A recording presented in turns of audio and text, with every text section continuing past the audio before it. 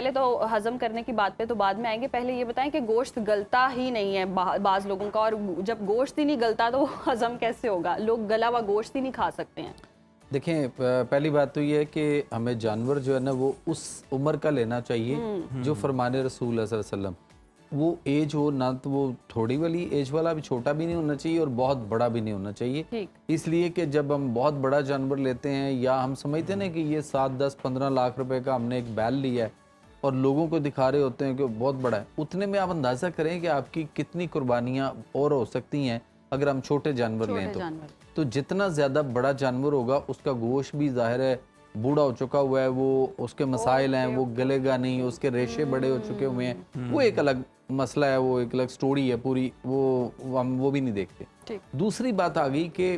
ہم اس میں جو موسمی کسائی ہیں وہ نکل آتے ہیں اور اس کے بعد وہ برسات کے مینڈک کی طرح اور وہ آپ کے گوشت کو بنا رہے ہیں، کاٹ رہے ہیں، آپ کا ذبح کرنے سے لے کر مطلب کھال اتارنا اس کے بعد گوشت بنانے تک آپ کا بلڈ بہت زیادہ جو ہے وہ اس کے اندر ہی رہ جاتا ہے، اس کا بھی پراپر طریقہ پروسیجرز نہیں پتہ ہوتا، اس کو کتنی دیر لٹکائے رکھنا ہے، پھر اس کو وہ ان کو جلدی پڑی ہوتی ہے اور وہ جلدی میں سارے کام نپٹا جاتے ہیں، بلڈ بہت اس کے اندر رہ جاتا ہے اور وہی بلڈ جو اس کے اندر ہے وہ بعد میں چونکہ بلڈ خون حرام بھی ہے اور اس کے علاوہ جو مضر صحت اور مسائل پیدا کرتا ہے، اور اس کے بعد ہم اس کو جو فریز کر رہے ہیں تو ایک تو وہ ہوتا ہے کہ ہم خواتین اکثر گھروں میں یہ دیکھا ہے کہ وہ بڑے بڑے شاپر بنا کے رکھ لیتے ہیں، اب ایک شاپر نکالا اس میں اس کو پہلے انفریز کیا، پھر اس میں سے کچھ جتنا پکانا ہے اتنا نکال لیا اور باقی پھر واپس فریز کر دیا، تو یہ غلط ہے۔ اگر فرض کریں کوئی رکھنا ہی چاہتا ہے، بیماری تو پھر بھی آنی ہے، لیکن اگر کوئی رکھنا چاہتا ہے تو وہ چھوٹے پیکٹ بنا کے رکھے، جتنا وہ نکالے تو انفریز کرے اور اس کے بعد اس کو کوک کر لے۔ دوسری بات یہ ہے کہ WHO اب یہ بات کر رہا ہے، ہم اس سے پہلے سے یہ بات کر رہے ہیں، میں WNO کا ڈائریکٹر بیٹھا ہوں، ہم بات کرتے ہیں تو وہ اثر نہیں کرتی، WHO جو کہہ دیتا ہے منٹ میں ہم سنتے ہیں، 72 گھنٹے سے زیادہ جب آپ گوشت کو فری کرتے ہیں تو وہ آپ کو کینسر کاز کرے گا، لیکن ہم 72 گھنٹے یا تو 72 دن 72 ہفتے اندازہ کر لیں کہ ہم کیا کر رہے ہیں۔ تو اسی لیے کہا گیا کہ اس کو دوسرا گوشت گرمی میں جو آپ نے بات کی نا، گرمی میں کھانے کا مذائقہ نہیں ہے کوئی، آپ کا گوشت فریش ہونا چاہیے، تازہ آیا، وہ جیسے دیکھیں قربانی کا ساروں نے اپنے گھر میں تو نہیں رکھا نا، اکثر تقسیم بھی کیا لوگوں نے، عام دنوں میں بھی جب نہیں بھی مطلب فرض کریں قربانی کا گوشت ہوگا تو گوشت تو لوگوں نے کھانا ہے، وہ کھایا جاتا ہے، یخنی بھی گرمی میں پی جانی چاہیے، کوئی مشکل نہیں ہے، لیکن گوشت فریش آنا چاہیے، فریزر کا یا فریج کے اندر یا تلاجے کا، تلاجہ کہتے ہیں جو ہمارے دوسرے ممالک میں عرب کے خطے میں خاص طور پہ، آپ عام روٹین میں بھی دیکھیں کہ کتنا فروزن فوڈ ہے، عام دنوں میں آپ گوشت دیکھیں کتنا ہے، آپ کو سعودیہ میں، آپ کو کویت میں، آپ کو دبئی میں، آپ کو قطر میں، شارجہ میں، مسقط میں، عمان میں، امریکہ میں، کینیڈا میں، آپ دیکھیں سارے کا سارا جو ہے وہ فریزروں میں پیک ہو کے شاپر میں اور وہ پڑا ہے اور کئی ہفتوں پڑا ہے، صرف ہم اوپر ڈیٹ دیکھتے ہیں بس، ٹھیک ہے، تو فریش نہیں ہے۔ اب بہت سارے ممالک ایسے ہیں جہاں پہ آپ کو شکر ہے کہ پاکستان میں آپ کو بہت ساری چیزیں آپ کو فریش تازہ گوشت مل جاتا ہے، جیسے چاہے برائلر مرغی سی جو لوگ اس پہ لگے ہوئے ہیں آپ کے سامنے ذبح ہو گئی آ گئی، بہت سارے ملکوں کے اندر فریش ذبح کرنا نہ آپ کر سکتے ہیں نہ دکان پہ کہیں ہوتا ہے، وہاں آپ کو سلاٹر ہاؤس سے آ رہا ہے اور وہ خراب کر رہا ہے۔ جس طرح سے آپ نے ان لوگوں کے لیے آسانی کی، آپ نے کہا کہ انہوں نے 72 دنوں سے تجاوز بھی کرنا ہے، 72 ہفتوں تک کا بھی سفر کرنا ہے، حالانکہ 72 گھنٹے جو ہیں وہ ریکمینڈڈ ہے، تو جنہوں نے فریز کر لیا وہ اگر اس کو پکانا چاہتے ہیں تو انہیں وہ نکال کے اس کو کیا احتیاط کرنی ہے؟ کوئی ابالنا ہے گرم پانی میں کس طرح سے تاکہ اس کے اندر سے جو ٹاکسنز ہیں، جو جرمز ہیں وہ ختم ہوں اور وہ اسے پکا سکیں؟ دیکھیں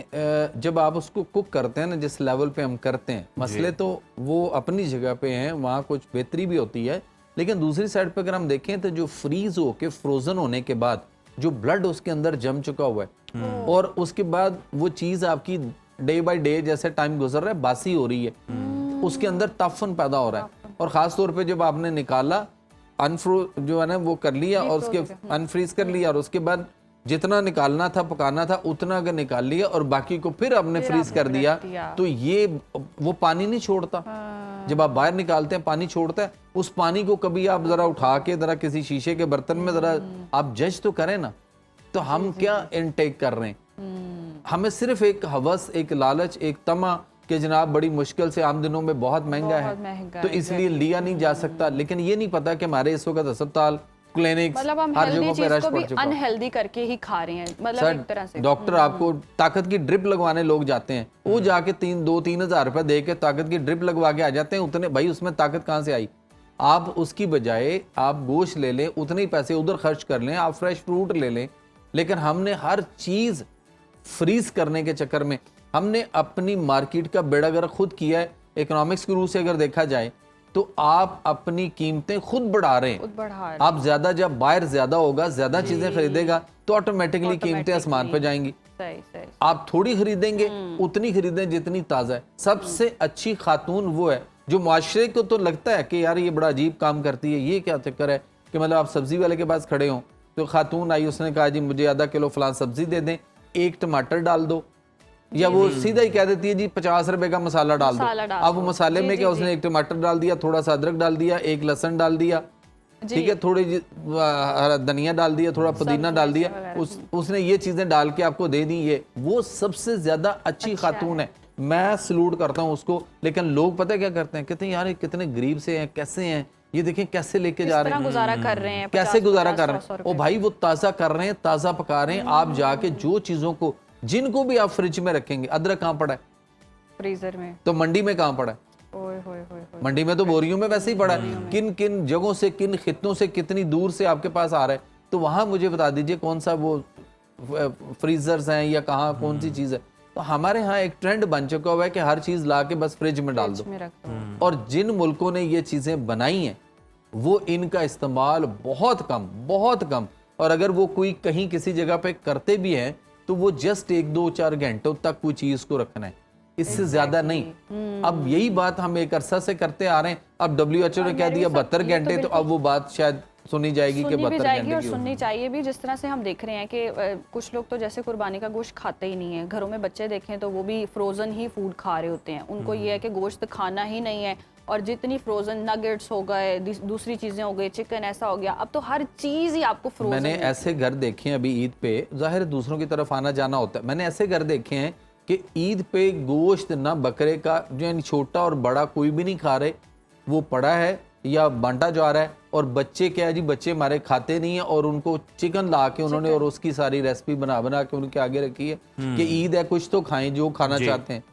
तो जो असल चीज आपको अगर मिली है उस पे, तो उससे हम महरूम हैं। तो यहाँ ये खराबियां जो है ना, मसाइल हमारे वो पैदा कर रही हैं, और हमें चाहिए वालिदैन को कि बच्चों को इस तरीके से देखा जाए या ट्रीट किया जाए कि बच्चे उन्होंने पैदा किए हैं, ना कि बच्चों ने उनको पैदा किया। बल्कि बिल्कुल आप उनकी हैबिट्स जो हैं वो डेवलप कर सकते हैं। मेहरवी साहब, रिसर्च जो कहती है, और वैसे भी हम सुनते हैं, रेड मीट के हवाले से बड़े खदशात जो हैं वो पाए जाते हैं कि बड़ी आंत का भी इससे ख़तरा जो है वो बहुत ज़्यादा बढ़ जाता है। तो ईद के बाद अगर हम देखें तो जो रेड मीट है, लोग कीमा करवा के रख लेते हैं, फिर नान भी लग रहे हैं कीमे वाले, और भी बहुत सारी चीज़ें जो हैं। रेड मीट क्या वाकई ख़तरनाक है, या फिर हमारे पकाने का तरीका दुरुस्त नहीं है? देखिए, पकाने का तरीका भी दुरुस्त नहीं है, और दूसरी बात यह है कि रेड मीट जो है वो सिर्फ बड़े गोश्त को कहा जाता है। हमारे यहाँ तो हमने मटन को भी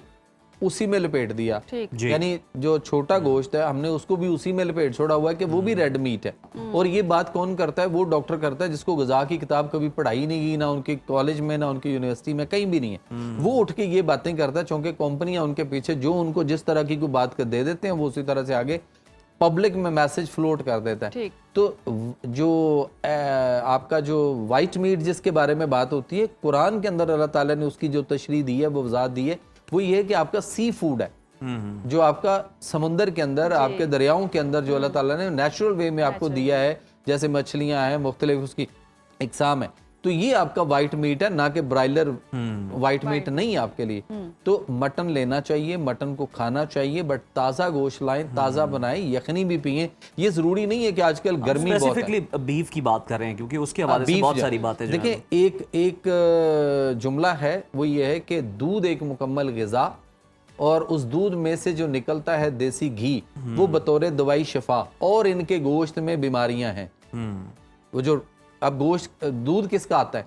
या गाय का मिलेगा या आपको भैंस का मिलेगा। ऊँटनी का दूध भी मिलता है लेकिन बहुत कम, मतलब बकरी का दूध है वो बहुत अच्छा है। تو ہم جو دودھ لیتے ہیں جن جانور کا زیادہ ہوتا ہے ان کے گوشت میں بیماری ہیں، یعنی آپ کی بڑا گوشت، یعنی وہ چاہے گائے ہو یا بھینس ہو،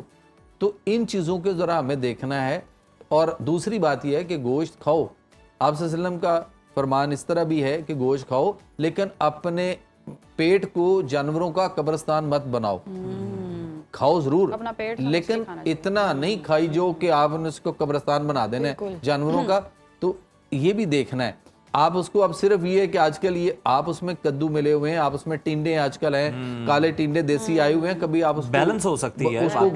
گوشت وہ ڈال کے شوربے والا بنا، ثابت ٹینڈے کالے جو ہیں وہ اسی طرح ثابت ہی ڈال کے اس کے اندر شوربے والا بنایا جائے، کدو ڈال لیا جائیں، شلجم ڈال لیا جائیں، اور جو سبزیاں آپ اس میں ڈال سکتے ہیں۔ مونگی کی دال چھلکے والی جو گرین ہوتی ہے اس کو کبھی گوشت کے ساتھ بنا کر ذرا پتلا وہ ذرا ٹرائی کر کے دیکھیے گا، اس کی ڈش دیکھیے گا کتنی خوبصورت کمال کی۔ لیکن ہمارے ہاں یہ بن گیا ہوا کہ بس بنا ہوا ہونا چاہیے، باربیکیو کر لیں، باربیکیو بھی ایک لمٹ تک، اس کے اوپر جو کاربن آ رہا ہے وہ کاربن انٹیک کر رہے ہیں، آپ کی ہڈیاں کمزور ہو رہی ہیں، اس کو باربیکیو بھی اتنا نہیں کرنا چاہیے۔ اس کے بعد آ گیا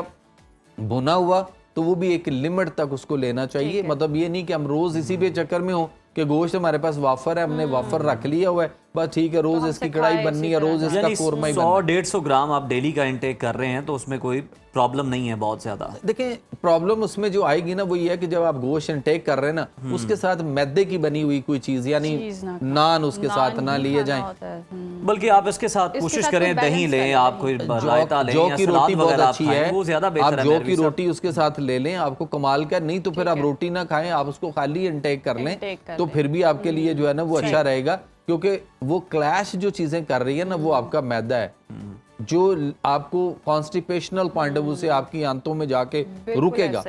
اور اس کے بعد آپ کو بلوٹنگ ہوئے گی، گیس پرابلم بنے گی، ایسیڈیٹی ہوگی، پھر آپ کے پیٹ میں درد شروع ہو جائے گی، پھر آپ بھاگیں گے اور جاتے ہی آپ کو ڈرپیں اور ٹیکے، اور پھر اس میں جو اینٹی بائیوٹک اندھا دھند استعمال ہوگی اور پین کلر جو لگائے جائیں گے وہ آپ کو پھر کہیں سے کہیں پہنچا دیں گے۔ یعنی کہ آپ ایک صحت مند چیز کو بھی آپ خراب کر کے جب کھائیں گے تو اسی طرح ہی ہوگا۔ بہت شکریہ آپ کے وقت کا۔